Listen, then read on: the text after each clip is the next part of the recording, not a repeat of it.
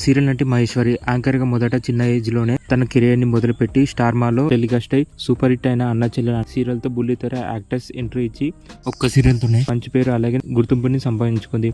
ఆ తర్వాత జీ తెలుగులో పెళ్లినాటి ప్రమాణం, శశిరేఖ పరిణయం, అలాగే వదినమ్మ సీరియల్ తో రీసెంట్ గానే నిండు నూరేళ్లు సావాసం, ఇలా బ్యాక్ టు బ్యాక్ సీరియల్ తో పాటు కొన్ని మూవీస్ లో కూడా చిన్న చిన్న క్యారెక్టర్ ని కూడా పోషించింది.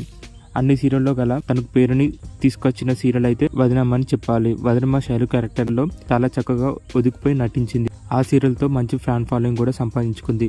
ప్రస్తుతం అయితే యూట్యూబ్ ఛానల్ స్టార్ట్ చేసి సక్సెస్ఫుల్ గా రన్ చేస్తూ లక్షల వ్యూస్ సంపాదించుకుంటుంది. యూట్యూబర్ కూడా రాణిస్తున్న మహేష్ ఈ రోజు ఏప్రిల్ 23న హనుమాన్ జయంతి రోజున 12 బిడ్డకు జన్మనిస్తుందంటూ ఆ విషయాన్ని మహేష్ దంపతులు సోషల్ మీడియా వేదికగా పోస్ట్ చేశారు.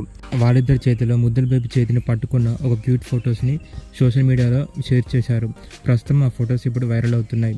మీకు కనుక మా వీడియోస్ నచ్చినట్లయితే లైక్, షేర్, అలాగే మా ఫిలిమ్స్ అప్డేట్ న్యూస్ ఛానల్ని సబ్స్క్రైబ్ చేసుకొని పక్కనే ఉన్న బెల్ ఐకాన్ని క్లిక్ చేసుకోండి.